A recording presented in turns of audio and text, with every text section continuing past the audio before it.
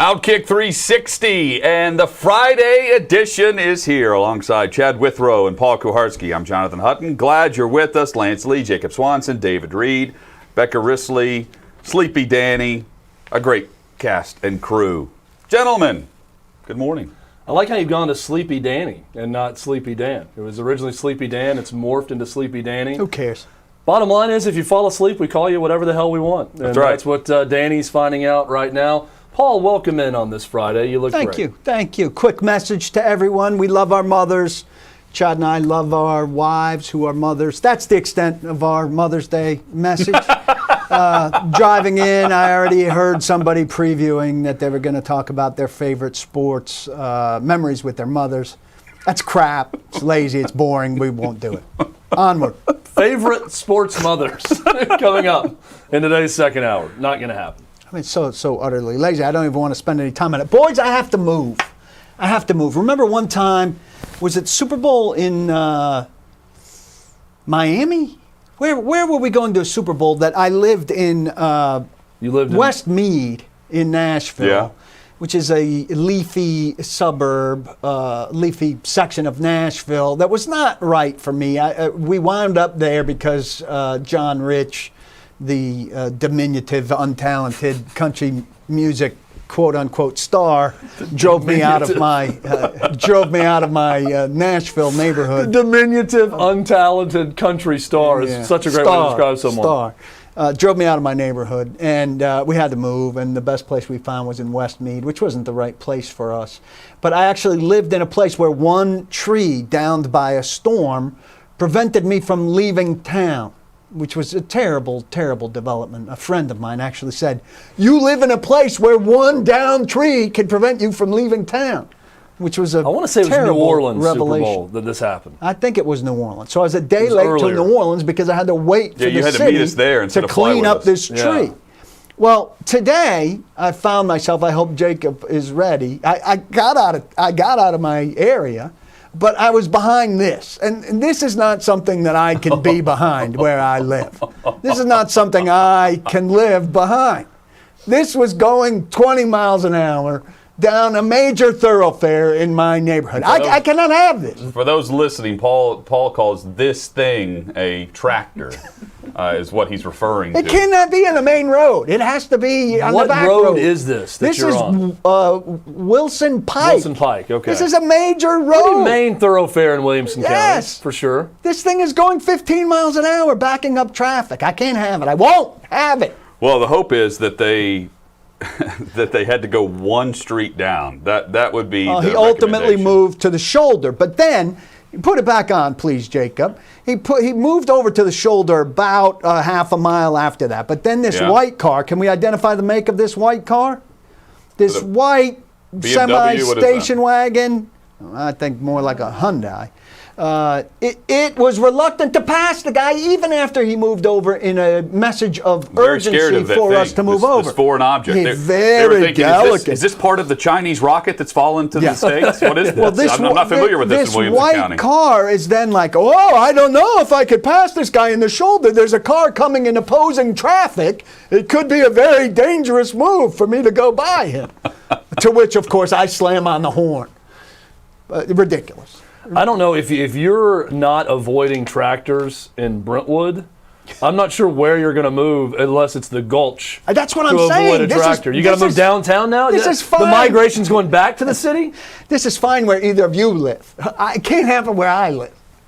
It's only fine with that. I've driven a tractor on the road before in order to move equipment. It's embraced. It's embraced where you're from. Absolutely. Can't happen where I am. And this is compounding my day. I have a nerve. I'm seizing the beginning of the show. I'm nervous today because Simon, at Simon's school, what they do is they have a race in each class. So his fifth grade class has a race, and then the winner of that race advances to the field day race as the fifth grade representative. And he has that race today. Now, last year he won that race, not last year, I guess 2 years ago, he won that race narrowly against his friend Asher. Well, Asher's quite an athlete, a soccer player and a basketball player. He lives down the street and around the corner from us.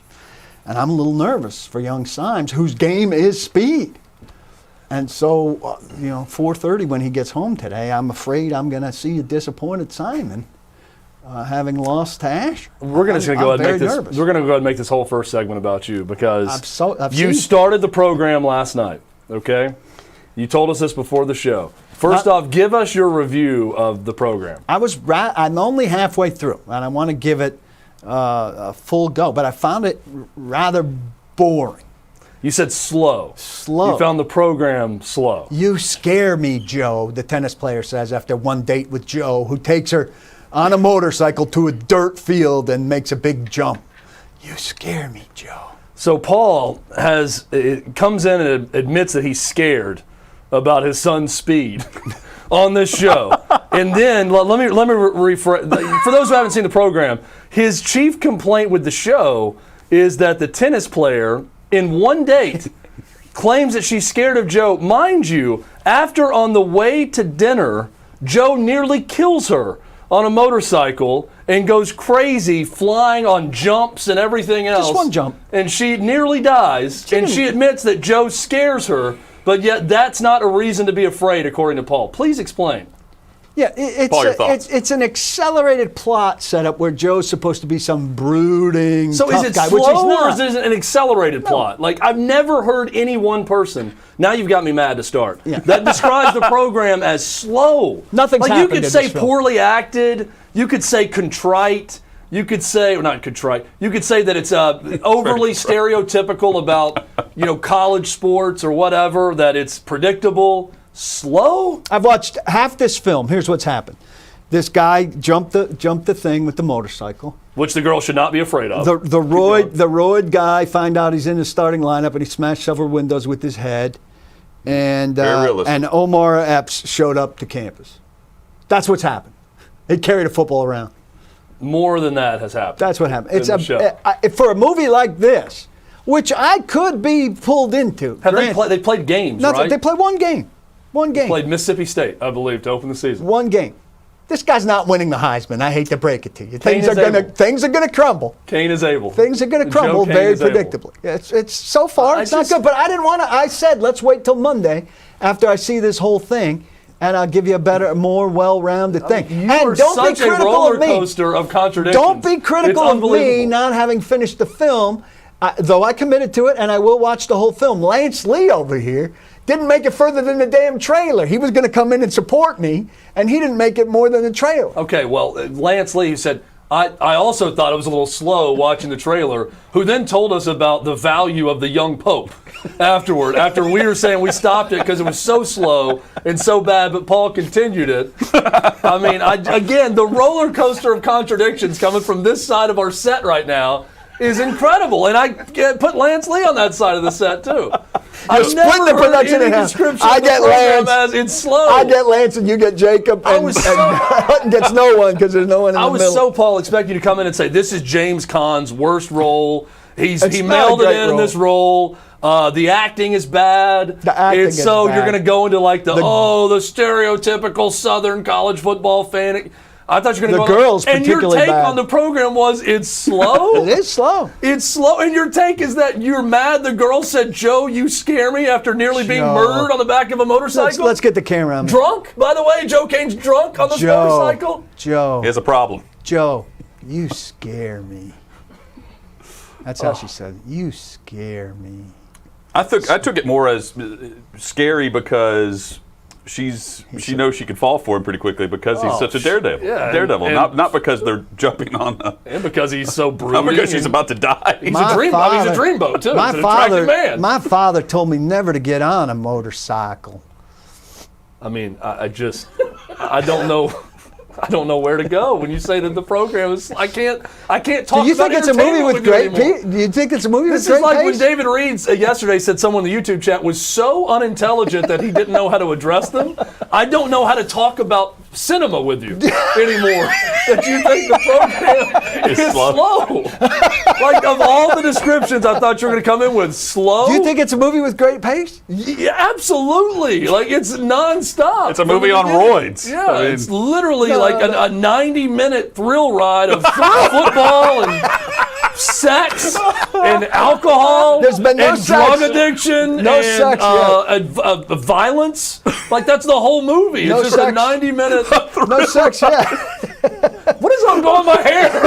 I get mad when my hair's doing something weird. I don't like it on camera. There's been no sex yet. A Jacob, fix 90-minute my hair thrill to ride. this A lot of guys who can't pass tests. Oh, my This God. program is a thrill a minute. One guy who needs to be read to. That's a fascinating plot element. Alvin Mack can't read. I mean, there's so much going on. You just brought up Alvin Mack. It's funny when The he scene gets where Alvin worked Mack's up. going through the film study and talking about He what knows does everything. every He's play. brilliant. Yeah. Kill the quarterback. Hit the running back so hard his girlfriend feels it. He's going through every scenario. It's great. The best thing about Chad getting worked up is he turns into Dan Dockich. The voice comes The voice out. does go when up you a get few up there, you octaves get when I into get- when Dan I get Dockich mad. territory. Again, I was fully expecting you to come in and say the movie sucks, but for way different reasons than it's slow. Well, I'm going to finish it up This this is- weekend when everything's rained out again. I'll be watching. Paul, I If think it's that game you- day, it's raining. I think that you are affected more by the mood you're in or your level of exhaustion when you watch something than anyone else. Because when I hear that it's slow, what I'm thinking is you were slow at the time. Like, you were at a time of day where you're winding down, your mind's not going as fast, you're probably looking at your phone too. No, actually, you didn't was done fully with my invest. phone. You didn't I fully did invest. fully invest. Teresa said she was going to sleep at the time. She said, "Is this one of those dumb movies that you're obligated to watch that was on that dumb list?" I said, "Yes, sweetheart, it is." What else is on that list? Well, she listened to the list of the 5 movies yesterday Oh. while she was participating in our show, like one of our best Is listeners. this one of those movies? One of those slow One films? of those, One of those movies. dumb movies. Those movies.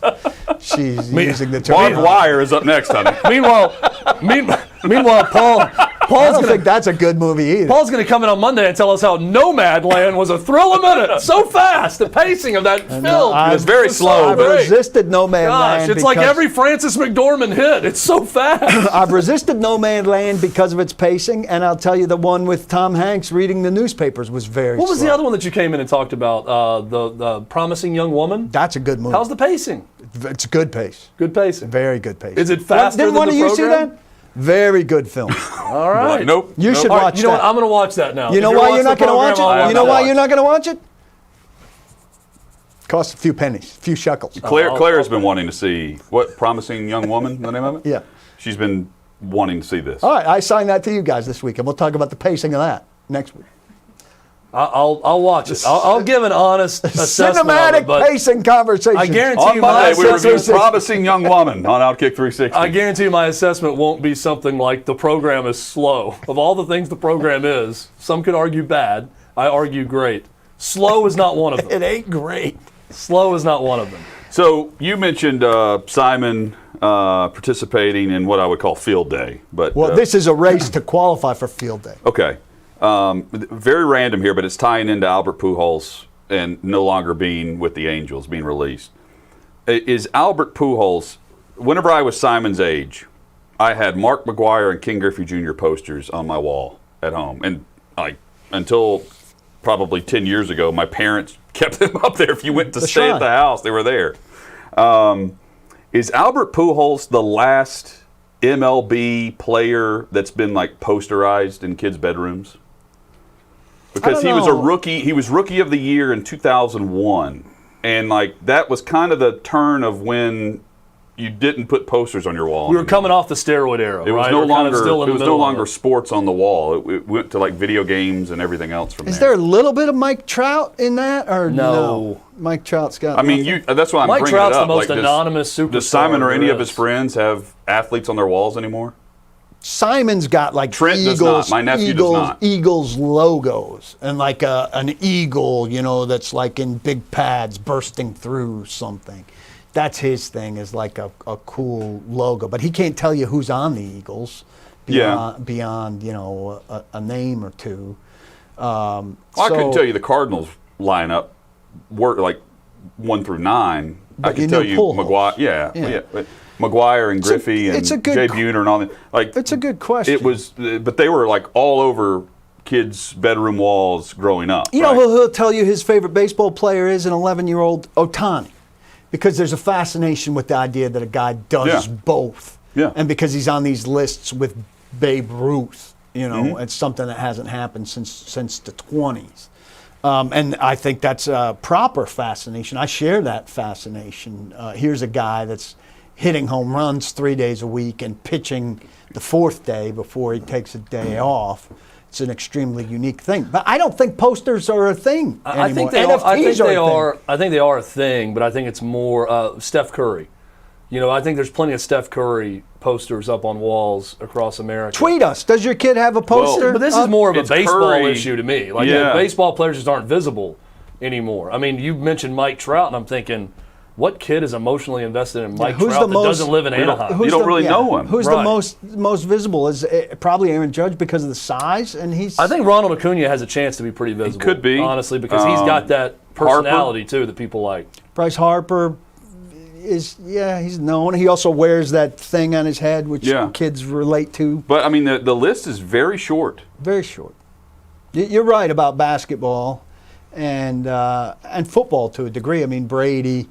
Mahomes now with young people. Just when I think of posters, right off the bat, I think about NBA stars. Well, right off the bat, I think about Farrah Fawcett. Well, it's the most visible of the sports, right? Like you're more intimate with those players, you're closer, you see their face. So the poster era, I think more of Michael Jordan, Patrick Ewing, Grandmama, Larry Johnson than I do Albert Pujols, for instance.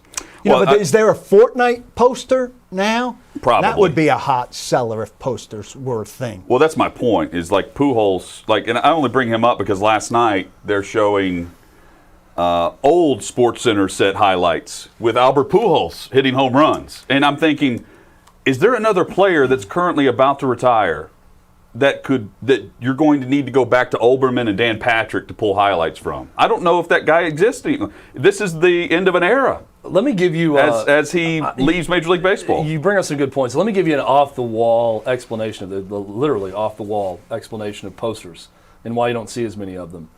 I think parents care more about the aesthetic of their kids' rooms. That's a very good point. Than they ever have before. My parents never told me what to do with my room. Yeah, same here. I could put any posters on the wall. When I got bored, I'd rearrange the room, put the bed in a different spot. I'd move the TV stand somewhere else. I did all these things, and there was no input from my parents. And I look at like parents now and kids, and their rooms are immaculate.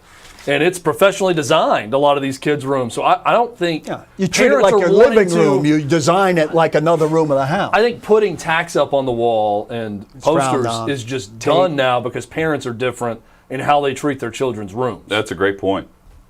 And maybe that's part of it. You also have fat heads and things like that. That doesn't leave a thumbtack. But you're asking your parents for that now. Like when Simon got these Eagles logos, that's something he requested as opposed to something he saved up for and got. Or like I had Sports Illustrated that lined the entire Sports Illustrated covers that I had lining the entire thing around my room. And Springsteen and Nettles stuff, up around Springsteen and Nettles stuff that I, as a 52-year-old, have on my bookshelf. Well, I mean, how often did our parents, when we grew up in our respective eras, did they say something like, that's going to hurt the resale value of the home? No. There was no reselling my home. My grandfather built the home I grew up in next to his house on our property in Mount Juliet for my family, and we weren't selling that home. We did whatever the heck we wanted to that house. There were holes in the drywall in the house because of kids playing around with 5 kids. Yeah. But now, I mean, you look at the real estate market in Nashville as one example, but everyone is looking to move up or move down based on real estate markets and what's going on. So I think parents... That's a very good point. I'm having to tell my kids, hey, don't do that to the wall. Don't do that to the floor because mommy and daddy are going to want to sell this bad boy in the next couple of years and move up. And that was never a thought when we were kids. Yeah, and Farrah Fawcett posters don't exist today because you don't give your 13-year-old something. It was more of a Kathy Ireland guy like that in my childhood, but yes, I know what you're saying. Yeah. That was I think that's probably the best-selling poster of all time, Farrah Fawcett. Oh, yeah, the iconic.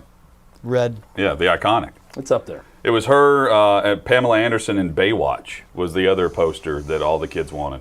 Lance Lee shaking his head Farrah Fawcett. vigorously. Again, I said shaking his head vigorously. Just to be clear. Famous Farrah Fawcett red swimsuit poster from anyone. 1976 sold over 12 million copies. That's 1976.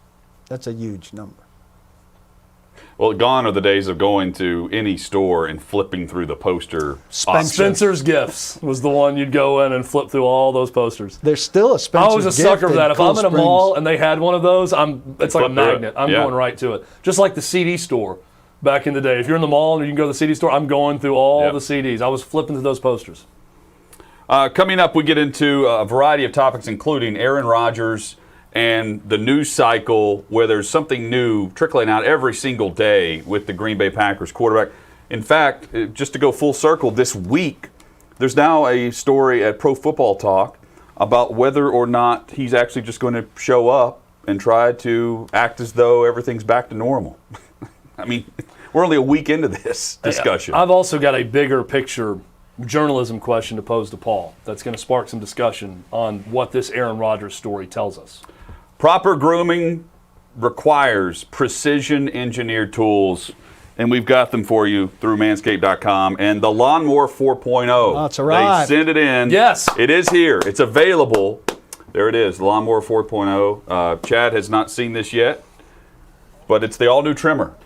And the 4.0 just released, available at manscaped.com. You're seeing it right now on your screen. With Manscaped, you have the right tools for the job. They obsess over providing the latest and best tech, advanced ceramic blade, and the skin-safe technology with this, Chad. Yeah, and it's got the LED spotlight, also the power status indicator. It's waterproof.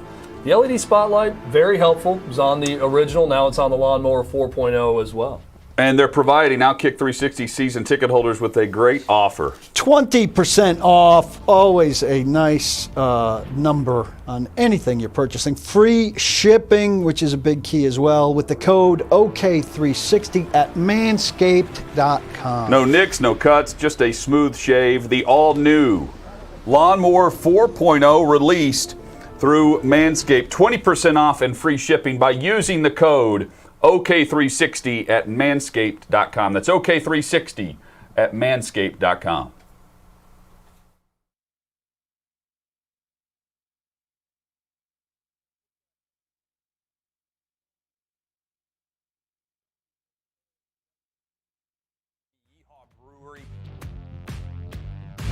Awesome day, great questions, good to shake everybody's hand. It's just good to be able to get out and see everybody. We love to meet with the people that make us possible as a show, the people that tune in, the people that watch, the people that listen. A lot of these VIPs interact with us on Twitter, on Facebook, on Instagram. And now we get a chance to come out and hang out, watch games, and interact with them the same way we would interact with the three of us on a daily basis. It's awesome.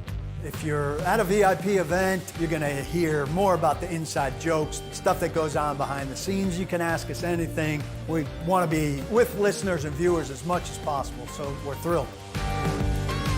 Looking forward to doing a lot more of these VIP events as we continue to grow. It's an incredible experience. I would advise everyone out there, if you're a fan of OutKick or OutKick 360, to sign up and be a VIP.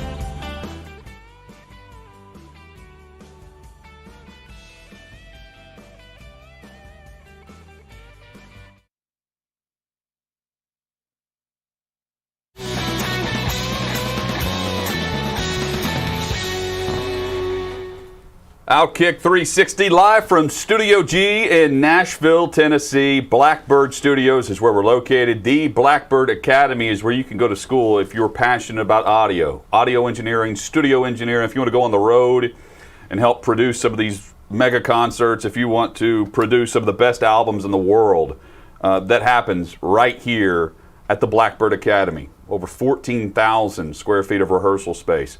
This place is hopping today.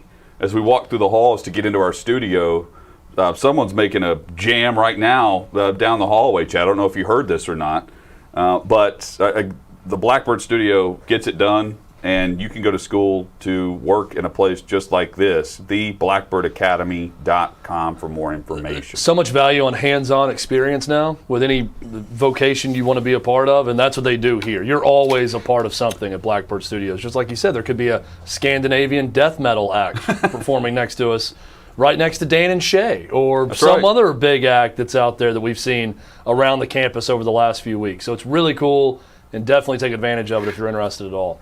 Coming up, Paul's mom has chimed in with the latest review of the show. That will be coming up in about 20 minutes or so. Volquest Power Hour today with Brent Hubbs and Austin Price of Volquest.com, the very latest from the Hill in Knoxville and the Tennessee Volunteers. But Aaron Rodgers continues to be at the top of the news cycle across the National Football League.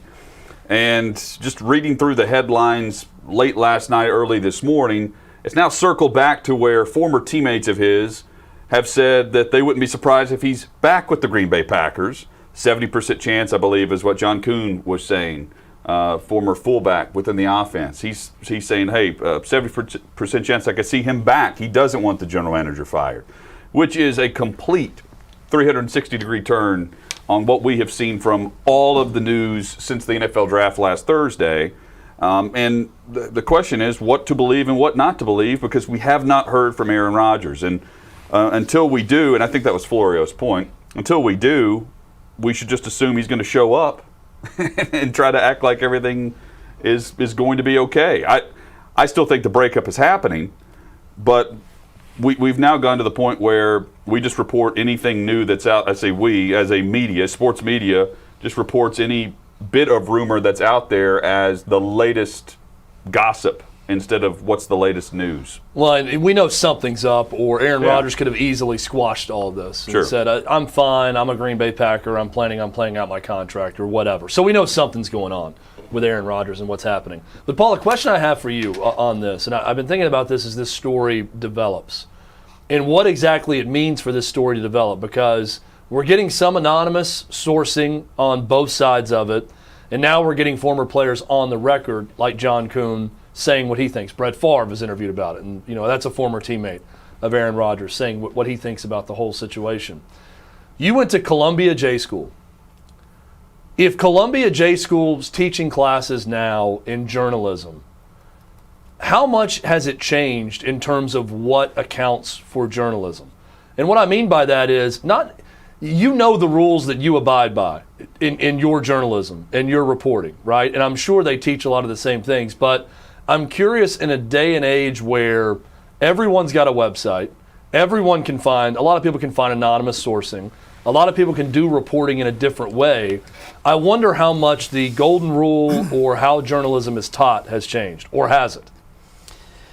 Well, I'll say, for starters, I'm not much of a believer in journalism schools now in the modern media, and my best journalism education was undergrad, working at the Columbia Daily Spectator 40 hours a week, doing it, not at graduate school, where a lot of what I taught and learned I already kind of knew from hands-on experience. It was valuable, but it wasn't invaluable. Why are you not a fan of journalism schools today? Well, they're teaching for a landscape that they don't know what it is. Like, if you're teaching for what journalism is, what are you teaching for outlet-wise? And what's it going to be 3 years from now, or 4 years from now, or 5 years from now, or 20 years into your career? I think there's too much. It's too ever changing to know what you're teaching. You know exactly what you're being taught to do when you were even there. though the principles should remain the same, and I get that, but you can learn that without spending the tens of thousands of dollars it's going to cost you to go to a graduate school at Columbia or anywhere else. Well, I think what has changed so much is the news cycle.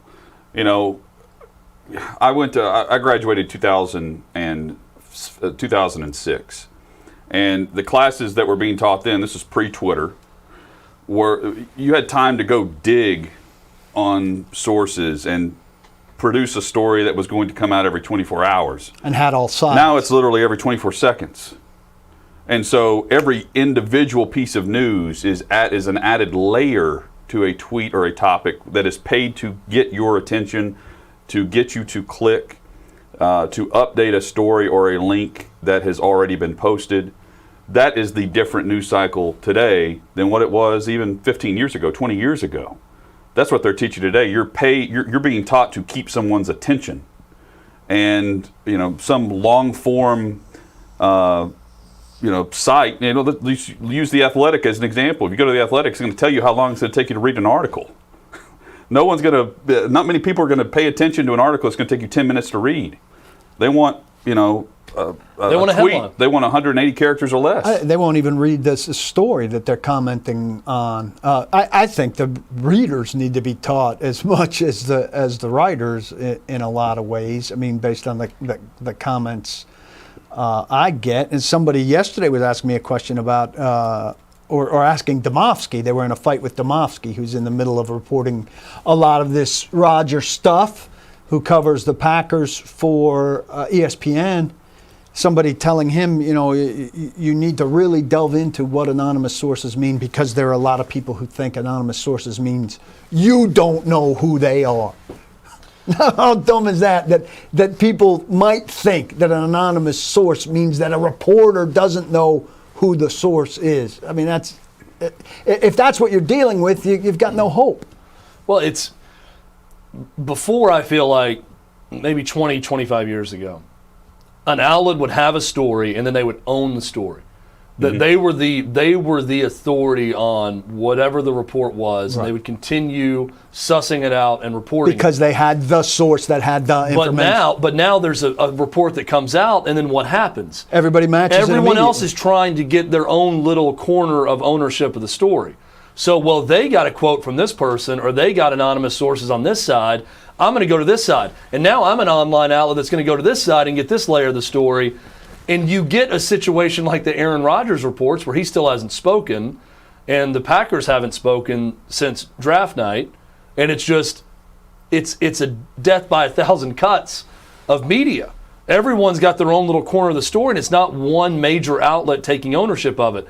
And I think there are some cases where that's a good thing, and you can get many more layers to a story. And in other cases, Paul, going back to sort of the golden rule of journalism, I do think that there are certain places that feel like we have to abide by a certain standard of what we report and what we say. And there are other ones that maybe at times are at an advantage because they don't feel that same way. Well, on this story, on the Aaron Rodgers story, the question is how much is really new and how much is really news. So you've got John Kuhn hearing a little bit, and then who was it that came out, on the other side with the 70% thing now. So are these people talking directly to Aaron Rodgers, or are they telling you what they think based on how well they know Aaron Rodgers? Now, John Kuhn said 70% chance he thinks that he could be back. He could be back. So you're hearing bits and pieces from people who know him, who may or may not be talking to him, and each person who chimes in is treated as a big deal, and it's largely to fill the vacuum. There's a vacuum now. Is Aaron Rodgers really saying anything? Is David Dunn really saying anything? Are the people in the Green Bay free agent in front office really saying anything right now? Probably right now, after the draft, after the Packers have spoken post-draft, it's quiet. And so everybody wants to talk to people who have a informed opinion about this, and then we start treating those informed opinions as news, and it heads close to Hutton's favorite thing, where Mel Kiper's draft flashes across the bottom of the screen and ESPN treats that as news, which is absolutely not news. And you get closer to that and further away from parties that are involved in the story saying something, and that's where, Chad, I think what you're getting at becomes a thing. It's not really news. It's discussion about it being treated as news. And so a teammate or a former teammate who might be talking to Rodgers but might not be talking to Rodgers, expressing his opinion based on his knowledge of Rodgers, makes for interesting conversation, but we should delineate it. My brother, when he saw the movie JFK, Oliver Stone's movie, it was an interesting movie, right? But some of it was based on what we really knew. And some of it was based on what Oliver Stone wanted to believe. And it would have been great, my brother said, if there was a button in the corner that flashed green when it was factual and flashed orange when it wasn't factual. That'd be good here, right? Well, if it flashed green when it was stuff that we knew that's reported on the record and flashed yellow when it was somebody's opinion on what they thought about it. I just think, going to comparing the Favre to the Rodgers eras,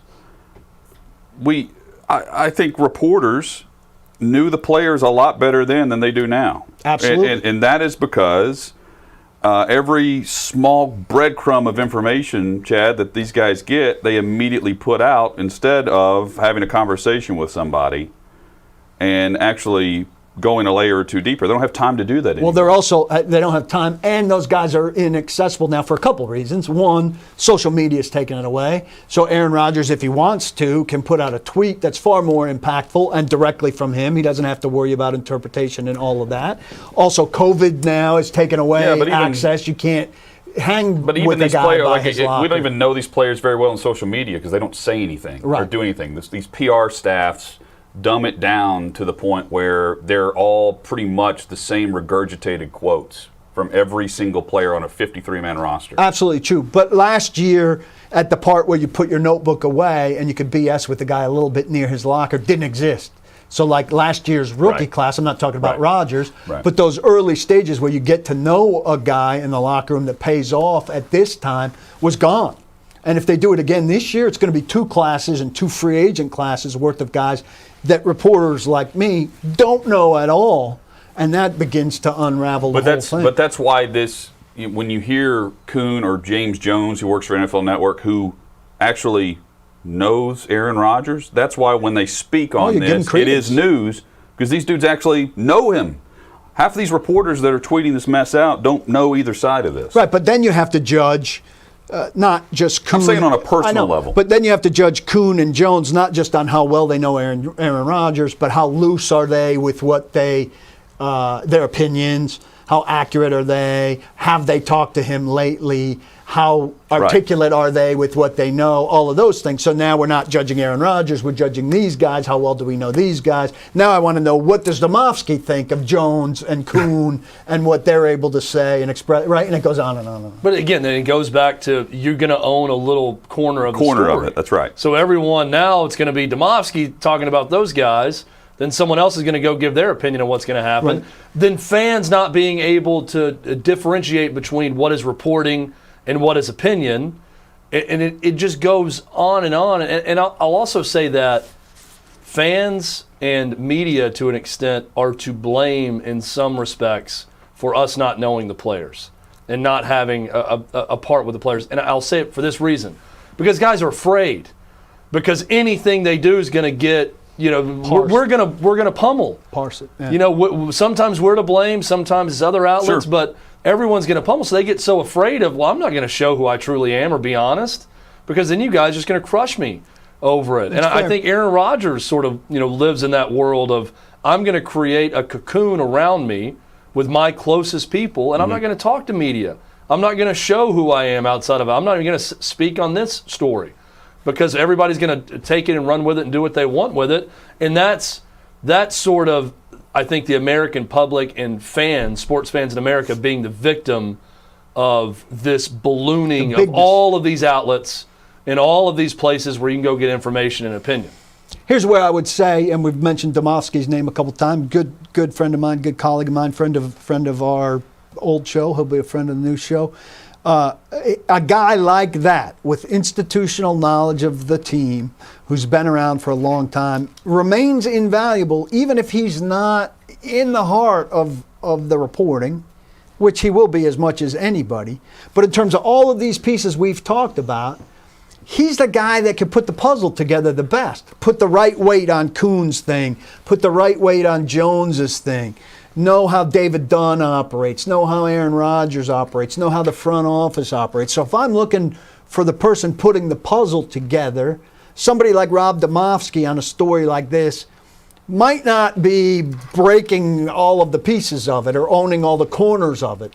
But in terms of giving me the big picture vision, like he did with the piece he had up at ESPN the other day, which was like a fact about all of this stuff, frequently asked question kind of things, that's the perspective I'm looking for. Well, and so going back to The Athletic, and the story's up at OutKick right now about them trying to sell, or at least have someone that's going to buy part of the company and partner with them because they're in trouble. Axios said no. New York Times said no. They're trying to find a willing partner. I love The Athletic. I like the information there. I like a lot of the writers of The Athletic. I think it's a valuable resource for sports journalism. Mm-hmm. But this goes back to the inherent problem with everything. Once you have that, and you have these acclaimed writers all in one spot, you have to pay those writers. And then the American sporting public has to care enough about reporting to go and be a subscriber to something like that if it's going to work. But then the issue becomes, I want that to succeed. But it doesn't look like it's succeeding right now and may not succeed long term because they've yet to turn a profit and they've yet to give money back to their investors. So what happens if and when The Athletic doesn't succeed? We're right back to where we're talking about now because all of those writers are going to go to their own individual sites, paulkoharski.com, or they're going to go somewhere else, and we're going to have 1,000 different viewpoints or quote-unquote reports about an Aaron Rodgers story when it pops up instead of having a more central source with a lot of great writers and reporters in one spot. Well, I hope that we're not that close to the end of it. The thing that really hurt The Athletic, which really hurt a lot of businesses, and I mean, it hurt us at our old show, the pandemic. There were no sports for a good segment of time, and people scaled back their subscriptions. The Athletic was selling subscriptions for $1 a month instead of for $7.99 a month or whatever it was. And you know, people were canceling subscriptions to all kinds of services that weren't providing what they provided when they had their full boat of services available. Now, I think I read The Athletic more than I read anything. And I think NFL draft coverage was phenomenal. I think, you know, Champions League coverage for me and my niche is phenomenal. Yankees, Lindsay Adler, who covers the Yankees, has done as much to revive my fervor for the Yankees as maybe anybody to raise it back up to high levels. Because God knows Gary Sanchez isn't doing his part. So I hope there's time on the back end for them to get back to where they were headed before that dip hurt them and that they could survive that. A lot of businesses we know haven't, unfortunately, you know, restaurants and other things that relied on that kind of foot traffic. But yeah, I mean, in a lot of ways, The Athletic seems, from a sports writer perspective, too good to be true. Well, it is too good to be true because, I mean, you can blame the pandemic all you want, and that has helped accelerate the process of having to get money now to turn money back to their investors and get a partner. But, Paul, they started in 2016. They've yet to turn a profit. That's 3 years pre-pandemic, 4 years pre-pandemic. They didn't turn a profit. So something's got to give. I mean, I love the principled stance of we're not going to have advertising, but there's a reason media companies sell advertising. It's to stay afloat and to employ people and turn a profit. And if they don't go in that direction or find a ton of money from someone else or a bigger brand they can siphon off of, it's going to be a problem. And I don't want to see that happen because I enjoy reading stories at The Athletic. I enjoy their writers. We'll see. I remain hopeful, and they're getting my money. Not trending in the right direction. We know that. Here's hoping that we see some type of big investor or ownership jump in and save that ship because it's going down as it sits right now. Coming up, we have a show review from Faith Koharski, Paul's mom, So we're always entertaining. Very fitting that it's on Mother's Day weekend that we get the review of the show. I hadn't thought of that. I'm playing it slow like Schefter played the the Packers information. He saved it for draft day. I didn't realize I'd save this for Mother's Day, but lo and behold, we had it on the docket. We haven't gotten to it. And Also, Paul earlier this week ripped over his anonymous sourcing through scouting of the Titans and Titans' decisions to draft players. There is an anonymous source from The Athletic that talks about Caleb Farley's medical background. I wonder if that guy's going to get ripped, the anonymous source. This is through Mike Sando, straight ahead on OutKick 360.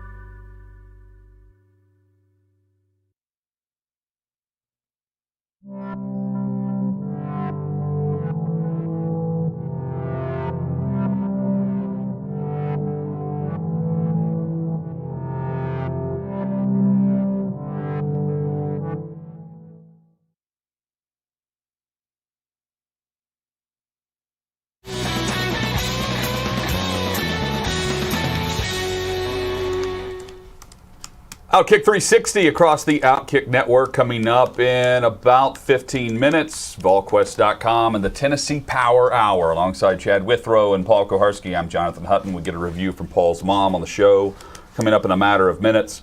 But first, Mike Sando's review of the Tennessee Titans draft class. He did this for every team at The Athletic. We just mentioned how we support The Athletic because of reporting that we enjoy Sando's one of those NFL writers at theathletic.com, and he writes this about the Titans draft class.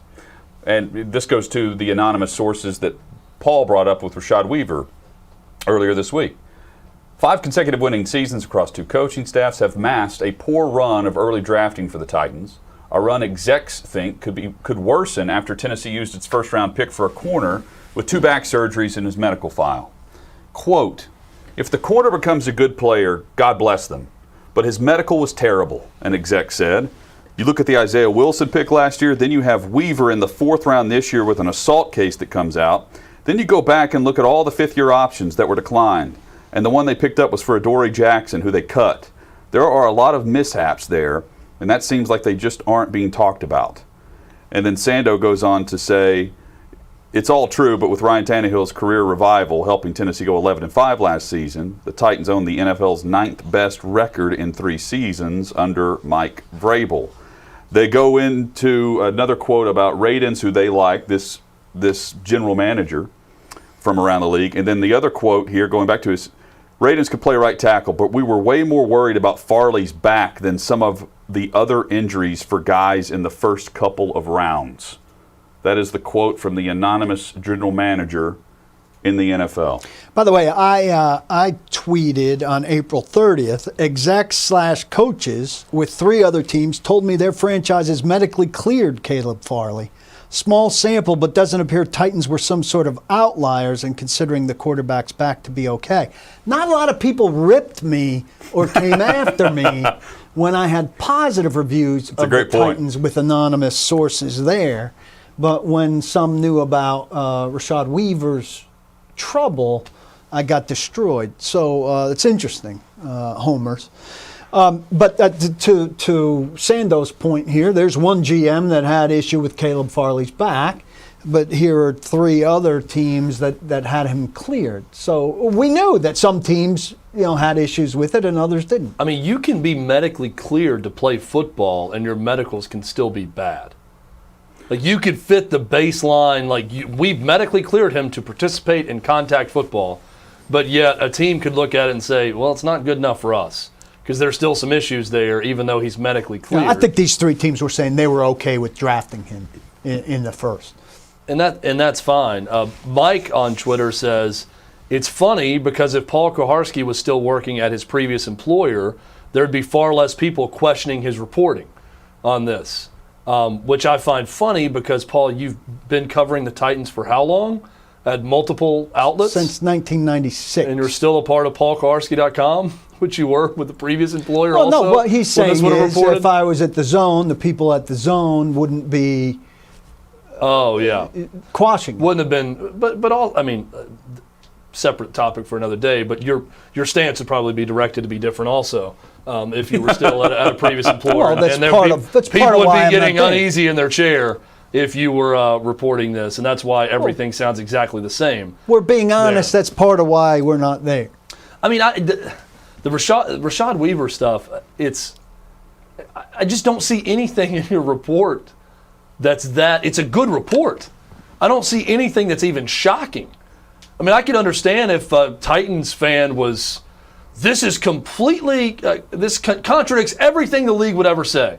And you're the only one stepping out there and saying this. And I can't believe you clearly have an axe to grind with the Titans, and I've got an issue with this report, and you're making it up, and I don't believe you're anonymous sourcing it. What is hard to believe about the report that you sent out? Well, they don't understand. That teams may have known about a public arrest that was made the day before, or may have known about something that multiple witnesses saw at a bar in a social media era? I'm shocked every team didn't know about it, quite honestly. Not just that the Titans didn't. No, these people don't understand. These people don't understand that without the police filings being public until the day before, that a team could have investigated it well enough and talked to the player thoroughly enough to have had it come to light. And that's their low expectation of the Titans. We have plenty to get to and unpack with all of this in the coming days and weeks with all of the Titans draft class, and we'll go through some other picks around the league as well. But we need to unpack Faith Kuharsky's review of the show, the latest review of the show. I'm not sure how many shows she's watched, but every time that she does tune in to the show on YouTube, Paul, she writes you at least a paragraph. Not every review, a time. synopsis. Not every time. But on Tuesday, she did take the time to write a little bit. And you guys can breathe easy because the critique does not really involve you. And she doesn't know. Just got a little bit easier in my chair now for the first time. She doesn't know Jakob or Lance, but I think this one's directed towards them. On Tuesday, late for her, 8:43 our time, 9:43 our time. This kept her up at night. Yes, this kept her up. 86-year-old Faith wrote, I noticed that since Jonathan is in the middle, he always has a dark background. Chad, when the camera is on him alone, has part dark and part shelves behind him. You, on the other hand, when on camera alone, never have any dark background. Only something a mother would notice. Now, I went back at her and said how we both have part shelves, part dark. But if you'll, Jacob, use the photos that I discussed with her as this conversation went on, she does have an interesting point. Here you'll see that I am predominantly shelves behind me, but if you flip to Chad, predominantly wall behind Chad. This suggests a certain lack of symmetry.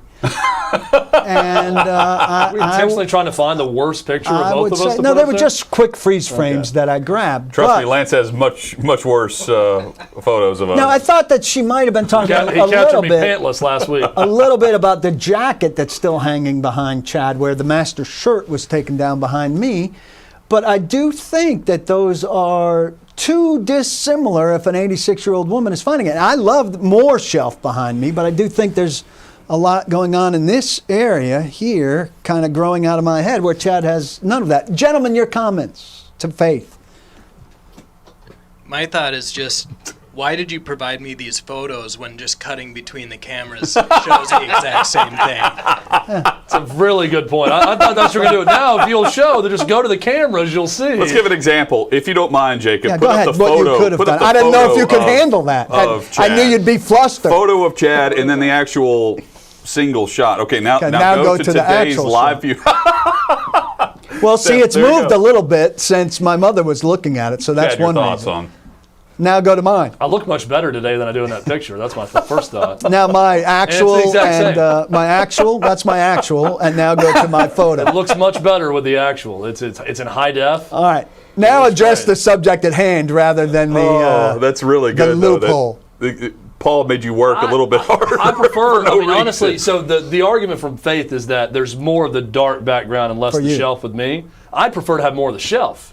So I'd love it if it was flipped, or even if they got more of the shelf. Well, we brought this stuff in to be shown. So I want people to look at it. My enemies list is going to go there soon, and I want people to see it. So I'm fine with the setup the way it is, but All right, let's I hear don't, more I don't from know. these gentlemen. Is she saying I'm at an advantage? Yeah, she thinks you're in an advantage. Lance, your thoughts. I don't think I'm at an advantage. I think that we favor the master's jacket a little bit. I mean, we could always rearrange the cameras. I we can make a think you change guys are for fine. Faith. Like, I think he's put off by my I don't think mother. there's I'm any sensing he's reason- put off. No, I'm not. I'm Not not. you. Oh, No, Lance. Oh, No, yeah. we can rearrange for Faith. No, I That'd think be he's- fine. No, I'm not put Fix off. them all right now. So here, I mean, Jacob's going to get busy here. He's going to move Paul camera. yeah, my straight camera. to Wait us. till you see this shot. Watch. There Here's we my go. camera. I'm going to talk directly on my camera. All right, Paul. Now continue to talk off camera, please. Tell us what's going on. Well, they always said I had a face for radio. Well played by Jakob. Well done, Jakob. All right, continue with the review. That was it. That was it. That's was, it? Oh, that was that's her the one big note? thing. Oh, I Yeah, thought that's that her one note. It's a one-note review. I always gear up for something really bad every single time. Like, all right, this is the time I'm going to get hit. It's like when David told you to relax. chimes in. It's like, You what's got- he going to have a I mean, problem with today? there's, I mean, she's on this whole record as not a fan This of the whole beard. time, I thought that she was going to critique Jacob's T-shirt that said Satan's Grundle on it or something. No, hopefully she didn't see that. The wife of a Russian Orthodox priest probably would have an issue with Satan's Grundle. She's not she's not what in was the other favor. one? Jehovah's Witness Massacre. Well, I was the should tell band you name guys, it what came did I up say once? I was going to say, I was going to put out shirts one time for PK.com that said, fueled by hate. with? She was not a And fan. my mother saw that on Facebook, the proposal, and she reached out. She was like, yeah, I don't really think that's a good idea. I see your mom being more of the subtle instead of just outwardly Yes. saying you're an idiot. More of the, You think that's a good idea, huh? Kind of like Dennis Leary with Me with the Movies. You like that one, huh? Yeah. About American Hustle, huh? You Yeah, but like that. I can hear her tone when she texts me on that, and It's not it's good. the same as you're an idiot. Yeah. Brent Love you, Mom. Hubbs. Happy Mother's Day. Yeah, happy Mother's Day to the Happy wonderful, Mother's Day, the Faith. wonderful Faith Koharski. Coming up, Brent Hubbs, Austin Price, Volquest.com, the very latest from Knoxville, a jam-packed hour straight ahead on OutKick 360.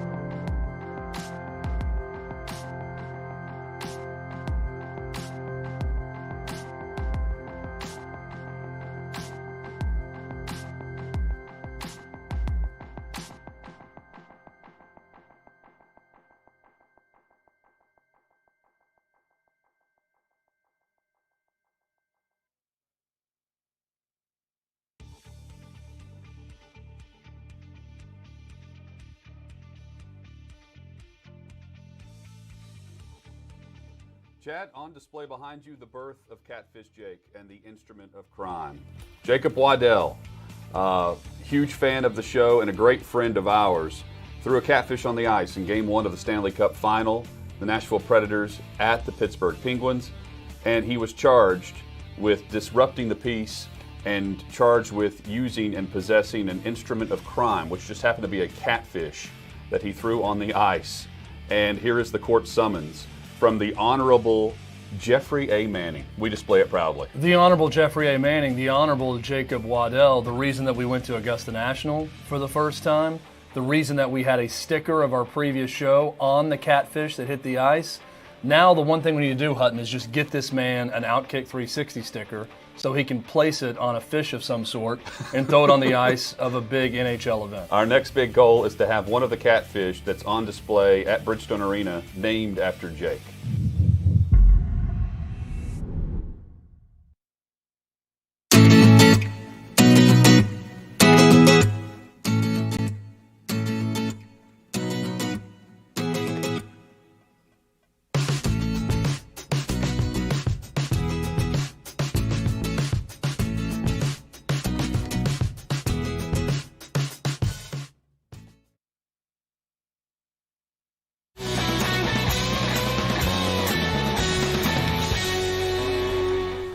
It is OutKick 360 across the OutKick network. Alongside Chad Withrow and Paul Kuharsky, I'm Jonathan Hutton. Happy Friday to everybody. Big thanks to Lance Lee, Jacob Swanson, David Reed for making the show happen for us here in studio. Becca Risley, Sleepy Danny, and the full cast with OutKick making it happen for us as well. Sleepy Danny. Oh, Sleepy Danny. Never asleep. Time for siesta right now. Working 24/7. That time of day. Is Post-lunch always round the clock. Brent Hubbs and Austin Price. Volquest.com, the best in Tennessee athletics and reporting. Gentlemen, it is always great to have the Volquest Hour on 360. Hope you're doing well. Doing fantastic. Doing great, Hope you guys guys. are doing well. Very sleepy. Very sleepy is Brent Hubbs. I wonder, no time for, no rest for the weary when it comes to Tennessee coaches, Brent, because I was reading the War Room today at Volquest.com. This is actually their move-in weekend. They actually have some time to move into their homes instead of sleeping on air mattresses. Yeah, for a couple of them, it's been a grind since they got here, and it's been hotel life and, through spring practice, and obviously the month of June is going to be really, really hectic with summer camps and official visits. So Josh Heupel actually gave the staff the end of this week off and the weekend off to go see their families or to take their families somewhere, or in some cases to get a mattress, not an air mattress, but like a real bed into whatever home that somebody's buying or renting. Some of these guys are moving into rental homes while they're building a home in Knoxville, and some guys are trying to get some stuff down here and get their families ready to move when school's out and different things like that. So it's a little bit of a catch-up, knock off some honeydews and personal items here the back half of this week before they get back at it on Monday morning. So a question I have, because we're going to interview Josh Heupel for the first time next week on this show. He's clearly selling the idea of football as fun, and he's selling fun to his team and to recruits with a lot of things they've done. Is Josh Heupel a fun guy deep down, or does he understand the value of selling football and the Tennessee program as fun? Austin, let's start with you on this one. Well, I think he's a very down-to-earth guy, which, makes me think that he understands, and knows how to have fun. So, yeah, I think that all of this is genuine. I don't think this is like, hatched in some room of like, let's try to, recreate the culture. Let's go the opposite of what they were and be overly, a fun group of guys when we're really not. I think that's just who they are, and I think that's who he is. So a very down-to-earth guy, a very approachable person. If you saw him out in public, I think he would not be uneasy in his own skin. I think he'd be very comfortable to sit there and talk with, anybody that approaches him. So, yeah, I think that, the football is fun thing is something that, he knows this program needs, but I think it's natural and it's real, Brent, and something that he's very comfortable doing. I think you talk to people who played for him, and I think what you get, in the sense you get, is he's a guy who is about business and is about doing the work, and you got to do everything you're supposed to do and take care of your business. But in the process of doing that, you enjoy your experience. I think as a former college player, he certainly wants guys to leave with an enjoyable experience, which means it's more than just football all the time, and those things. And remember this too. It probably seems a little bit more extreme that way right now because for the last year, these guys weren't allowed to be around each other. Okay. So yeah, are we talking more about dodgeball than maybe you normally would, or going to a baseball game? Yeah, maybe you are talking about that a little bit more, because remember, for the last year, it's been clock in and clock out. It's kind of go to the factory. You go to class, you go to practice, you pick up your to-go box of food, go back to your dorm, sit there, don't be around anybody, get up, do the next thing the next day, same thing the next day. And so I think that, you're seeing coaches around the country, and Josh Heupel being one of those, trying to create that culture within their program with guys hanging out, holding each other accountable, and developing better bonds with each other. Because there wasn't any, if you're a young football team, you're young guy. You didn't get to hang out with anybody last year, so you're still trying to get to know each other in a lot of ways. So there's been some bad transfer news this offseason for Tennessee with the attrition on that roster. They're now getting some good transfer news. We talked about Joe Milton the last couple of weeks, the quarterback from Michigan coming in This week we get the official word on Juwan Mitchell, Texas's leading tackler, coming to Tennessee. How big is this for Tennessee? And obviously, guys, he's got a dominant role on this defense starting day one, I'm assuming. Brent, let's start with you on this one. Well, it's the biggest need Tennessee had on the defensive side of the ball. Now, they've got needs at defensive line. They lack depth in the secondary.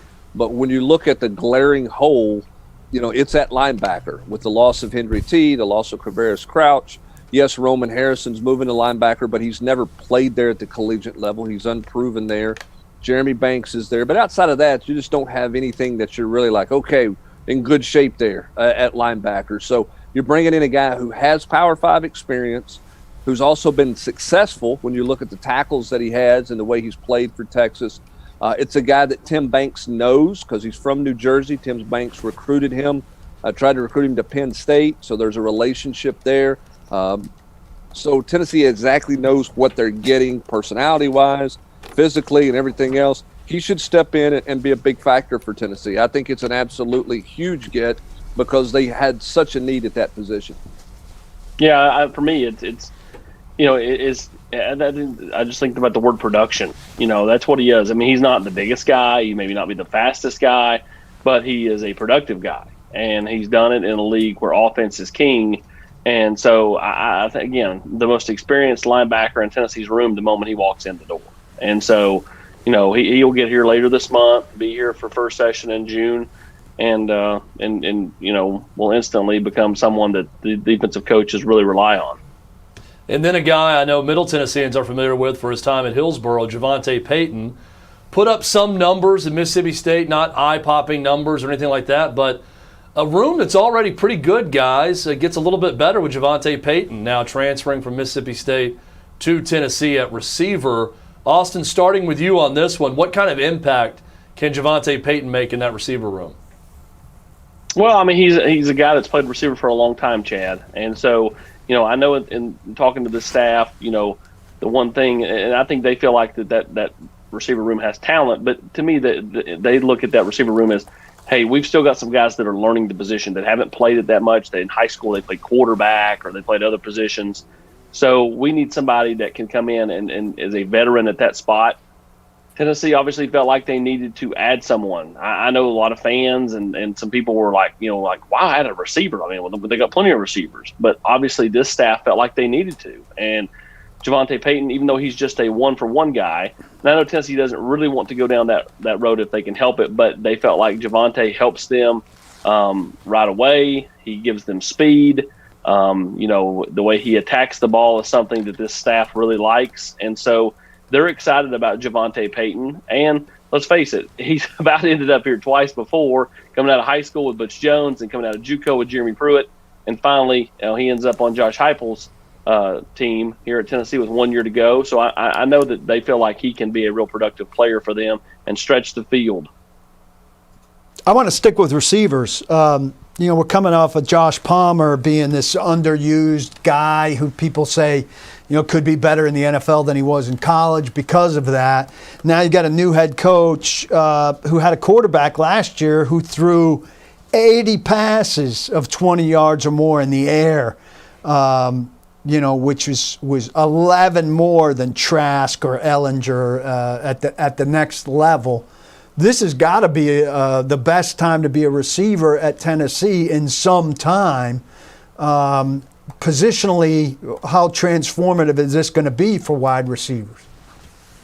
Well, I mean, Brent, I think – go ahead, Brent. I think that, if the quarterback can get him the ball, though, it's going to be a wide receiver's dream because you're going to be able to stretch the field. You look at the spring game, I think they took 4 deep shots in the first 8 or 9 snaps of the game, something crazy like that. So if you watch any of Josh Heupel's offense, going back to Missouri, going back to when he played, what he did at UCF, vertical is in the passing game is the key.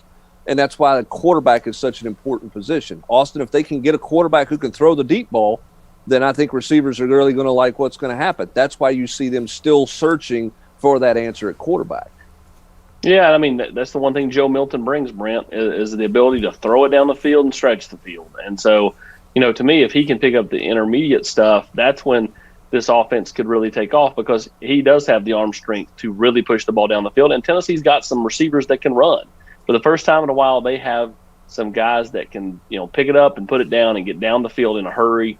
And so stretching the field vertically is something that Josh Heupel wants to do. That's something they're going to attempt to do. And if the quarterback is on, then I think that's something they can do, which really opens things up for the entire offense. It opens things up for the tight ends that I think can be more productive in this offense. I think it opens things up for Jabari Small and Tyon Evans and Jalen Wright and some of those running backs.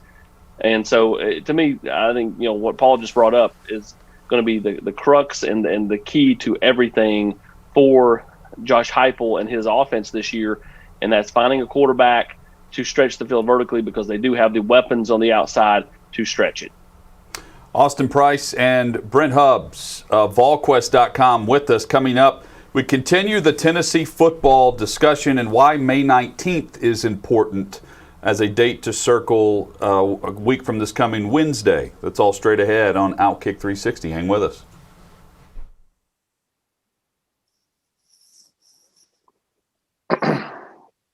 Really struggling to focus.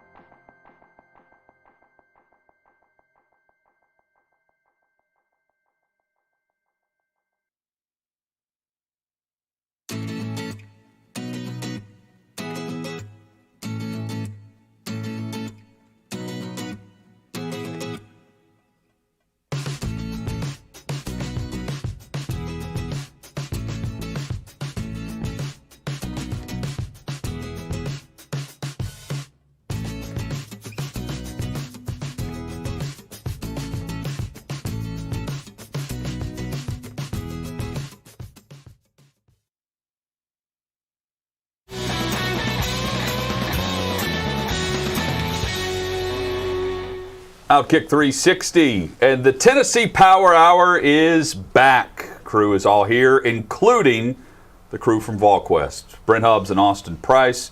You're about to see them on the screen. And Brent, we are about to see some rules changes across college football. At least that's the expectation on May the 19th, which is a week from this coming Wednesday. What's the rule that you're paying close attention to that would directly affect this Tennessee team in 2021?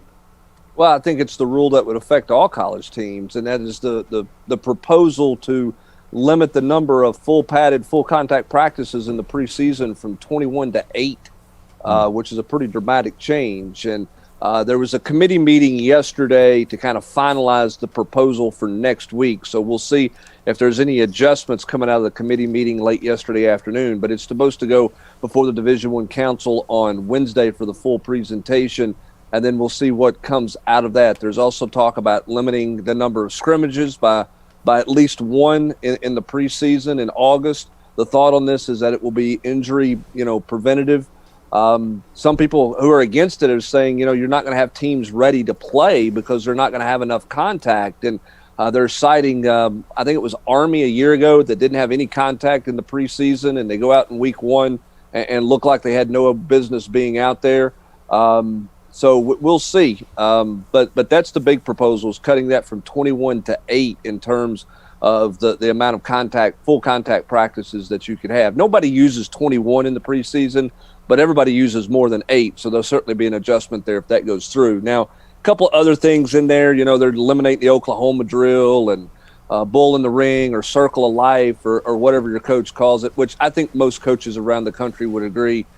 We're kind of past the point when you get to college of needing those toughness drills, and there's no real technique involved there. So I don't think anybody's really opposed to that measure, but coaches have some concerns about the full contact limitations. And I would imagine, Austin, especially this year, the reason I bring up 2021 with the new coaching staff, trying to evaluate what they have, what they don't have, where they really lack. While I think we can pinpoint things on paper, there's also, those players who, have an opportunity to play better or improve with the new staff based on scheme. And to me, you figure that part out when you put the pads on. And the limitations of that, especially defensively, could that hold this group back in the fall? I mean, I think defensively it sure could. Offensively, I think it probably helps Tennessee. But defensively, I think, when you're breaking in Jawan Mitchell and Caleb Tremblay, and, we'll see if Tennessee adds anybody else in the transfer portal between now and June 1st. But I think that ultimately, you want those guys on the defense, especially linebackers and defensive linemen, to have some, as much full contact as they can. I think, going from 21 to 8 is just so extreme. Like, why not go 21 to 12 or 21 to 13? Like, you can limit it. And Brent's right. Nobody really does 21. And so many schools, practice a certain way that, helps the players anyways. But you want to be able to have a little bit of time to kind of get up and go in fall camp. And, I think ultimately, that's something that could really hurt Tennessee's defense. Something that they really, probably going to struggle with anyway. They need as much, to me, contact work as they can get, especially breaking in some new bodies. Here's what I wonder, too, a little bit, is there going to be some kind of compromise, maybe not on the number of days, but going back to last year, there was some of these, quote, college OTA stuff that took place right at the end of July, where you could coaches could work out their kids in some smaller settings, could have some walkthroughs type stuff. I wonder if we see that taking place as a bit of a compromise. Okay, you're not going to get to hit as much in a condensed area here, but we're going to give you 2 more weeks to work with your kids, in larger groups, not with your strength coach, but with your position coach or your coordinator or your head coach to kind of get you going into fall camp. I wonder if we see a little bit of that, kind of a shift towards a little bit more of an NFL-style training camp, something that some coaches told me they did appreciate that part of last year, as crazy as last year was. They did like that time in July where they got a chance to work and do some walkthroughs and things like that with some of those young players. Guys, what's the latest, and maybe there is no update on Henry To'oTo'o? Is he expected to be a Buckeye, or has that changed in the last week? I've heard everything from Florida to Michigan, Ohio State.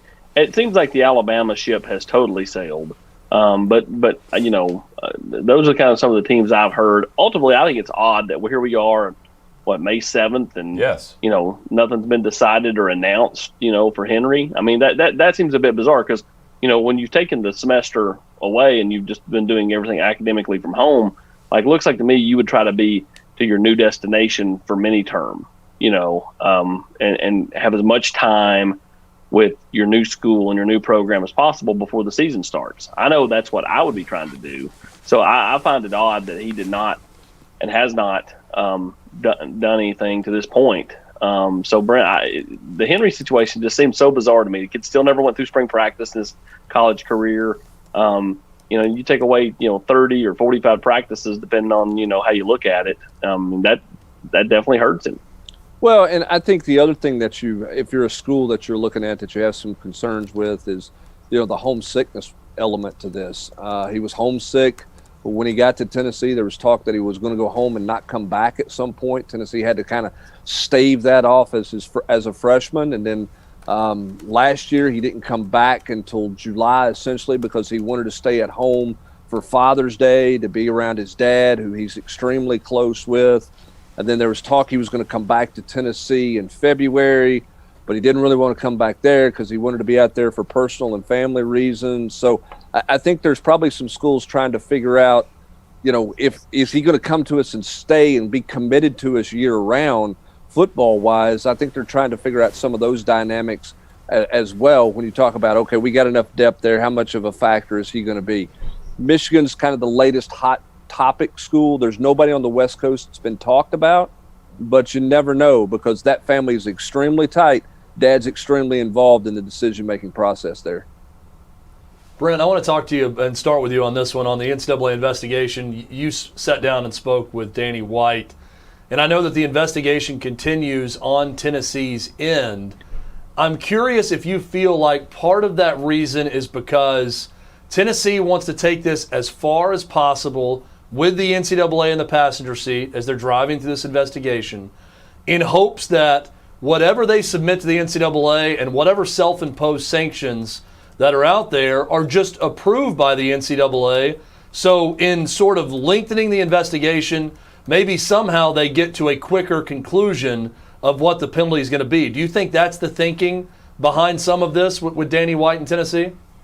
I don't think there's any question. Tennessee wants to be thorough, obviously. They do not want the NCAA to have to reinvestigate anything. So when you turn over everything to the NCAA, the hope would be that the NCAA says, yeah, that's it. We've been along for the ride. We know exactly what's going on there. There's nothing else to look at. Oh, by the way, NCAA just saved $500,000 from their investigative work because Tennessee paid for and did all the investigation stuff for them. Tennessee's the most cooperative. And if you're Tennessee, you're hoping that gets you a faster ruling and a bit of a more favorable ruling as opposed to some other schools who've kind of given the NCAA the bird when it comes to investigations, that they're just kind of like, we're going to keep on going about it and do whatever we want to do. And you get to us, if you get to us, whenever that might or might not be years from now. So I think Tennessee is banking on, A, the fact that the NCAA knows everything that they're doing, B, they've done the work for the NCAA, okay, and 2, they've been the most cooperative team in college athletics with the NCAA over the course of the past 2 or 3 years when it comes to an NCAA investigation. And see, for me, to piggyback what Brent just said, you talk to people around college football and they're going to go, well, the NCAA don't care if they don't care if you're, how truthful you were. But see, I think the NCAA is kind of in a weird spot here where because of the way LSU and some of these other schools have just kind of, flipped them off, so to speak, if they hammer Tennessee, then they set a precedent, a terrible precedent for years ahead for them, whereas if they, take it easier on Tennessee for being more forthcoming and stuff, then I think that, they still can, I guess, claim some semblance of a grip on things. I think they lose all grip if they come out and hammer Tennessee after they've done everything, above board and like you're supposed to and worked with them. This may be way premature, just looking at the schedule. I don't know if you guys have a sense or not. Bowling Green, Pitt, Tennessee Tech at home, right? Pitt just had 6 guys drafted, 5 on defense, including their 2 edge rushers, one of them coming here to the Titans, and obviously a bit of controversy with him. You know how good Pitt is going to be or is expected to be, and is that a game that conceivably people could start to think that if UT's going to be a decent team this year, they could steal, or no? Well, to me, you kind of got, Brent, you have 4 layers of games. You have 3 that you should win, and I know what everybody's going to say, well, Georgia State, but that was a once-in-a-100-year type thing. So, like, you got those 3 wins. Then you got the next level of 3, which is South Carolina, Pitt, and Vandy. And then you have Ole Miss, Kentucky, and Missouri, and then of course you got the big 3: Florida, Georgia, and Alabama. So Pittsburgh to me is a litmus test game, because if you can win that one, you're going to be 3-0 going to Florida. That don't mean you're going to go beat Florida, but it gives you some momentum early on in the season, especially if you're scoring points and you're creating excitement for Tennessee to kind of pick themselves up off the mat a little bit and get into the middle part of the season feeling good about themselves. Yeah, I think Pitt's got several holes that they have to fill. Now, if you're a Pitt fan, you feel okay with your ability to fill the defensive holes because your head coach is a defensive coach, and Pat Narduzzi. I mean, that's what he does. He's all about defense. So you would think that he's recruited more to that side of the ball than anything else, so that they would have some guys who could step in and fill some spots there and be ready to go. But there's no doubt that that there's concerns on the defensive side of the ball, and if Tennessee can get an offense rolling, I'm not sure Pitt offensively could match points, because that's not typically been their strength. So the question is, how quickly can Pitt reload their defense with what they lost under a defensive-minded head coach? So we've seen Georgia, the state of Georgia, Alabama, Mississippi work on name, image, likeness legislation that's going to help those programs in that state. What's being done, if anything, with Danny White and Tennessee on that front? Or are we going to enter, starting in July, an area where players can profit off name, image, likeness in those states and not across the SEC? Well, Danny White said in our interview that I did with him week and a half, 2 weeks ago, whatever it run now, that they had not worked a ton in terms of putting their policy together for name, image, likeness, because they're waiting to see what the NCAA's policy blanket kind of what the parameters of that are going to be. That does not mean that he's just ignored name, image, likeness, because that's not the case. I've talked to enough people that they have a pretty solid plan that they are working on. Now, it's not finalized because they're waiting to see what parameters are going to be out there from the NCAA standpoint, the SEC standpoint. But it's not like Tennessee is waiting until they get those final parameters to put something in place, so that they're not even going to start looking at it till July 1st. That's not the case at all. But I think what he was saying is, yeah, we got an idea, but we're not going to present that. We're not going to openly talk about that, because we got to wait and see sort of what those are. There's a lot of people in college athletics yesterday when the Georgia stuff came out that said Georgia's going to keep 75% of the profit off name, image, likeness. There were a lot of people who went, whoa, what is that all about? Because that kind of defeats the purpose for the student athlete of name, image, likeness if they're only going to get 25% of it. So that kind of sent some ripples across college athletics. I don't think you're going to see other schools out there say that kind of number or anything like that. But everybody's just kind of waiting to see what the final parameters are before they put their final thing in place. But I think Tennessee will be ready to go. I don't think they'll be, out in the weeds on this thing when other schools take off with it. We're with Volquest.com's Brent Hubbs and Austin Price.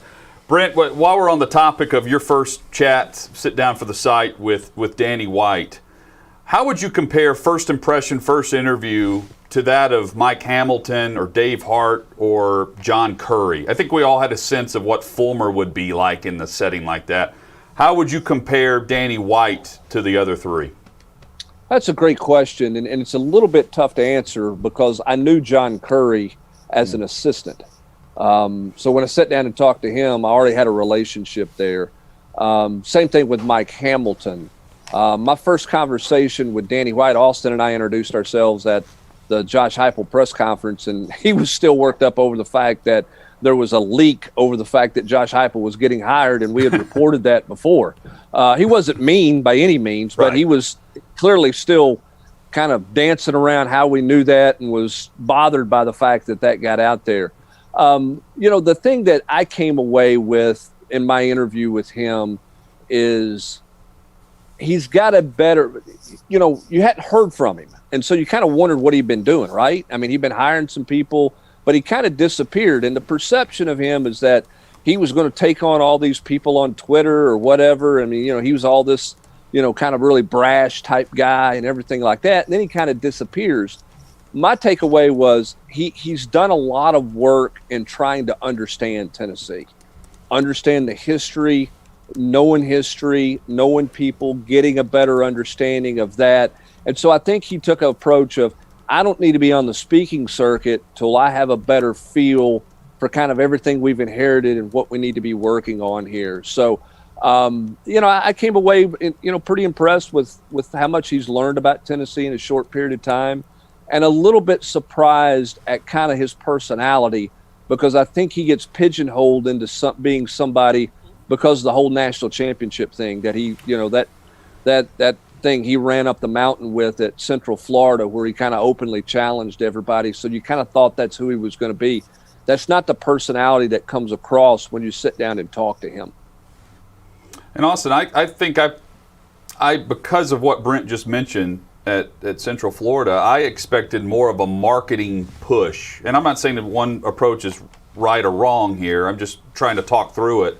Did you expect more of a marketing angle with Heupel and White than what we've seen? And do you expect more of that now that spring is behind us? For instance, we're having Heupel on the show next week for the first time. Do you think we have more of that leading into fall camp? Or do you think this is more of what we've seen from the past where Pruitt just wanted to coach football? He's a football coach. That's it. What do you think the blend will be with this staff and regime? Well, I think it'll be more. I think you'll continue to see more. I think, I think you're going to see more promotion and more promotional material based off the fact that I think they've been trying to figure out what they have. Like, you don't want to promote one thing and then get in there and go, actually, we don't have that. We need to promote this instead, and then do an about face. So I think they've been trying to kind of figure out what they have, figure out the fan base, understand things, understand how the fan base ticks, and those type of things, and go from there. And so I think you will see more and more promotion going forward. I think the way they sell Tennessee will be done a certain way going forward. And so it's just a weird time. You hire an AD and a new head football coach, and literally you have the signing period like 2 days later. And, so like, if you really think about it, the guys that that Heupel has just gotten into the program, Mitchell, Milton, Tremblay, Javante Payton, those are really the only Josh Heupel guys. The rest of these are players signed with other, other head coaches. And so, for my liking, like, I think they're just trying to kind of grasp what they have, both as a head coach and as an athletic director. And I think you will see going forward more promotion and a different way they sell things. So, I don't disagree. I think maybe coming in, I probably would have thought it would have been more like the Butch Jones era, as far as just all the marketing and using Game of Thrones and all the Air Jordans and all that stuff. I think you'll see some of that going forward, but at the same time, I think it'll have their own touch to it. What'd you guys make of it? It was White, not Heupel, right, Chad, that talked of the negativity White around the fan base, which I don't think translates great necessarily from a guy who you'd mentioned was able to throw himself a parade for a self-declared national championship.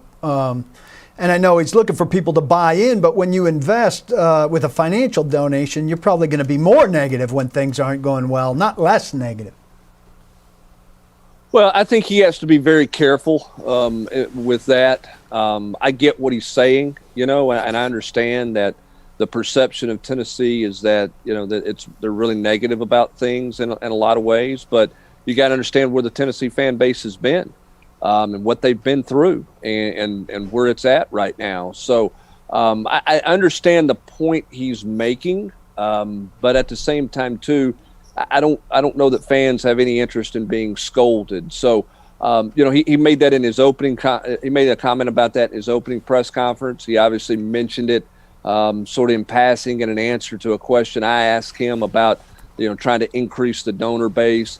I think you'll see him kind of move away from that talking point. I don't think you're going to see that be something that he holds on to, and they kind of move on from that. And he's going to talk a lot about fundraising, a lot about the money that they need for facilities, because quite frankly, they need money for facilities. And I know that's not what fans want to hear, but Neyland Stadium needs some major renovation work.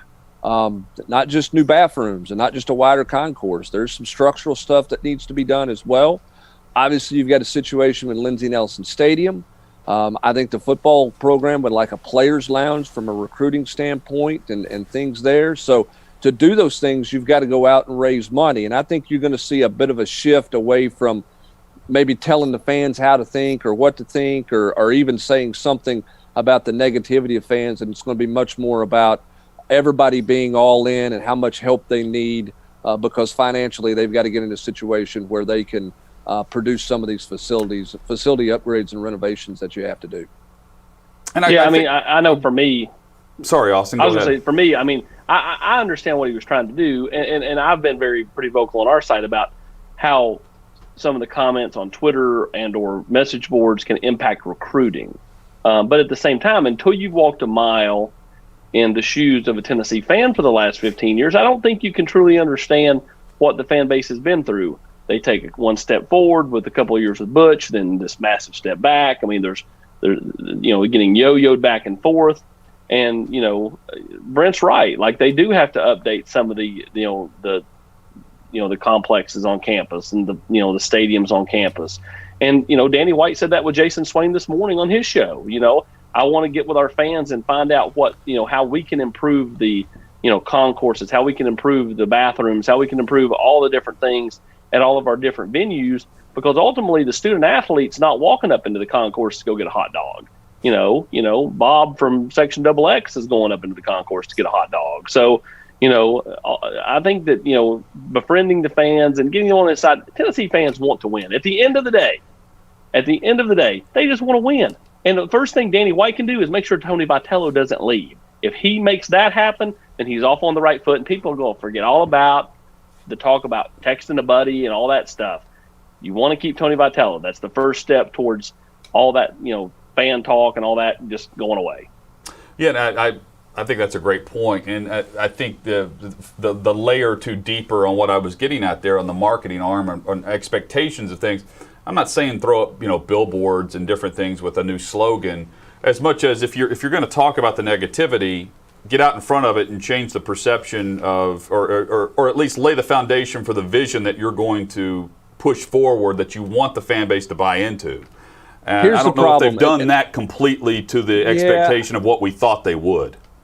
They have not done it to what I thought they would do. I would agree with that. I think you have to be careful with that, because I think this fan base is over slogans. I think this fan base is over, Yes. Hey, it's a new vision. They've only had, think about it. They've had 4 renderings of Neyland Stadium renovations in the last, 7 years? 8 years? Something like that? It's been right. They've paid over 6 figures to have it redrawn 4 different times by 4 different athletic directors, or 3 different athletic directors. Danny White will be the 4th.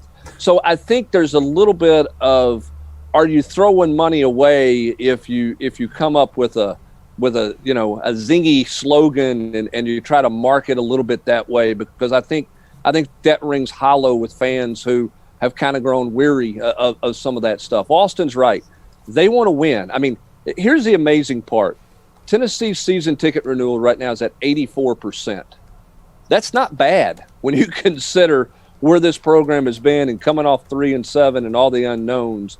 84% of the season ticket holders to date from last year have renewed their season tickets. And so I think you got to be careful that you don't sour those people who continue to support you throughout whatever you're going through yet another round of changes, which is where Tennessee's at right now. So this is a bit of an off-the-wall, big-picture basketball question. Are things being set up by Tennessee and Rick Barnes to where he's going to name his successor and Mike Schwartz is going to be the next head basketball coach at Tennessee? Oh, I don't know that. I mean, I think Rick Barnes certainly, whenever he is ready to retire, would like to have a say and have a voice in who his replacement might be. But I don't think that that's set up unless Rick Barnes is going to walk away right at the start of the season, like Bobby Johnson did at Vanderbilt, to try to set that up for his friend to be the head coach, or something like that. So, Danny White's. I mean, Rick Barnes got a new boss in Danny White, and Danny White's a basketball guy. So, I don't think it's quote being set up. I mean, Mike Schwartz's responsibility today is probably not any greater than his responsibility was a year ago with this basketball team. Rick Barnes lets his assistants coach, and he lets them do a lot of things and help run the program because he believes it's his responsibility as a veteran coach to get those guys ready to be a head coach wherever that might be, whether it's at Tennessee or whether it's at ETSU for Desmond Oliver or Kim English at George Mason or Rob Lanier at Georgia State. His job is to get those guys ready to be head coaches, and I think that's exactly what he's doing with Michael Schwartz, because I think Schwartz is, quote, next in line to be a head coach off the staff. Yeah, I think that if that were going to happen, Chad, it would have been Rob Lanier, and Rob Lanier would have kind of hung around. But I think Rob Lanier knew that Rick Barnes had a lot of coaching left in him. He couldn't pass up the chance to be a head coach, and that's why he made the move down to Georgia to be a head coach in that state. So, I think if he was going to go that route of kind of like retiring in the summertime and leaving Tennessee in this weird position to promote, it would have been done with Rob Lanier. I always enjoy our last segment with the guys as we wrap up the Volquest hour, because we get into some random discussion, whether it's Christmas tree, ornaments for Austin Price in the middle of May, or Brent Hubbs and whatever his wardrobe might be. And I've got one on that. We have a discussion that happened off air as we started, where we can't figure out why Zoom is doing this week, but it may have been last week too. But Austin and Brent can't see us; we can see them, and they look beautiful on camera as usual. And they're missing out. But You Austin talk about was focus, able. guys. This is what I've looked at all day. Yeah, Travis Austin, Tritt, who's one of your producers. There we go. That's what I've seen the whole show. You talk about laser focus. When I got Travis Tritt here, and I'm wanting to break out, it's a great day to be alive on the air here. Or ask him to go to that mini fridge in the background that I see and say, get us some water, get Hubs a Fresca. So Austin and Brent joined the show. We could talk during the break as we start the hour, and Austin in my ear says, guys, I can't see you. All I see is Travis Tritt. And I'm thinking, what? Like, why is he seeing Travis Tritt? Is he stuck on the CMT feed? Well, how exactly is that all you're seeing? And then he said, I see the fridge. And then I realized he thinks Jacob looks like Travis Tritt. And, I can see it now, and I can't get that out of my head, that Jacob, who knows nothing about country music whatsoever. There it is. We're showing this on the camera now, guys. Travis has lost some weight. Travis, you upset that Cletus T stole that song and made a parody. It's a little Travis Tritt, also a little Joe Dirt, I think, in there with Jacob. A little bit of both. Brent, he accepts. He's not. Yeah. I wonder Next, if you you're going to throw Johnny the Paycheck out there. Cletus T's parody, "It's a Great Day to Be a Guy," that's Paul's anthem, because I can just imagine him sitting outside in a lawn chair, butt naked, swatting at flies. And, I definitely can see it. Nailed it. We talked about that, and then we also talked about Chad, who's a coach pitch for his little girls 5-year-old coach pitch team. Let me tell you what I envision. I envision the A's, which is Chad's daughter's team, loading the bases, them down a couple of runs in the last inning, and Chad says, "All right, if I hit you, you got to take a base and we'll score a run. Lean in." And he's like helping the players. It's going to be like Corbin Burnson in Major League, where I got to convince him to take one for the team. I'm like, it's going to be a little fast, just right in the rib cage, turn around. It's not going to hurt too long, and take that base. I like it. I just wanted to speak to Hubs' sweatshirt for a moment, if I could. Sure. if we could put Hubs on there for me. Hey, sweatshirt buddy. I thought Hey, you got what's up there, retired, buddy? but it turned out you only had a week off. So welcome back. Jacob got him a water. It's good to see you again, and hopefully we'll see that polo next week. It's in like the mid 60s here, and the wind's blowing today, which in my world means it's about 48 degrees outside as the feel like. So you're just be thankful I'm not wearing a toboggan while I'm doing this thing right now. So it's just I know you've got more than one. Well, I'm the king of hooded sweatshirts, but for you, Paul, one of these days, Paul, I'm gonna show up in a shirt and tie for you, just for you, because for whatever reason, your obsession with my wardrobe, particularly after Austin compared you to a guy sitting butt naked swatting flies in a lawn chair, is a little bit concerning. But that's okay. I'm good with it, Paul. I'm glad you're worried about it. Variety is the spice of life, buddy. Can't you see Paul? And he's like out there, and he's got like his robe on. He's got the newspaper, and he's got his phone, and he's like, should I hit send on this tweet that's going to make all the media mad? I mean, and the answer is always yes. Only the last part of that was accurate. The idea that he thinks I'm anywhere near a newspaper, which I now call, as a newspaper man, I call a newspaper in my driveway litter. He has 3 or 4 iPads now, guys. Get it right. All right, well, that's our visit. All right, we got to the awkward silence. Excellent Great job, fellas. Great Good to have you. everyone. Enjoy the weekend. Just remember, there's no crying in 5-year-old coach pitch tonight, okay? There will be. Yeah, There is every week that happens to someone. I'm not going near the mound if I ever have an opportunity to do the coach pitch. I would opt out because there is an accuracy and precision that is needed for every parent's child. Like there's an expectation of how dare you not pitch the exact same speed and height to my child as you did the child prior in order. Chad is my daughter likes it high. Chad is a saint for doing this. And if anyone has a problem with Withrow, you come to OutKick 360. I want to come out and heckle. I'm so committed to success. I'm getting there at 5 o'clock for a 6 o'clock game, and we're going through batting practice beforehand, so I can learn the speed and where the players like it. So it'll just go in the memory bank of Emma's up now and she likes it here. I want to come out and heckle. Caroline's up and she likes it on the inner half. So I can try to locate pitches. You're basically trying to hit bats. No pitcher. You're all to a bat because they're going to swing the same way at the same time every time you're trying to hit a bat. No pitcher. When we do the OutKick Masters, does your daughter have a game in and around that? Because we may need to come we should and sit out broadcast there that outside live. the fence and just yell at you. Is that a cutter Withrow? Is that a split finger? I think there's great potential show content with you guys heckling me at one of these games. Hey, Austin, I'm going to be in a hoodie. I'm going to be just like this right here behind home plate. The Unabomber. And I'm going to be heckling you to death, buddy. As we wrap up, on, Ted. And as we wrap up, I'm glad you mentioned the 360 Masters because we had someone a week and a half ago that purchased the bay next to the Volquest bay. We have 2 bays left for sale, and it'll be sold out. And you can actually still get a bay next to the Volquest bay. We can put Austin and Brent and the whole crew in the middle, and you can have one on either side. So if you'd like to did golf they request with to be the Volquest, side of us? yes, they did. They put that in the comment section of their ticket price. Yeah. So which means you're coming. By the way, you will be there on June the 10th. You are committed to this now. You can go to our Twitter account for the link.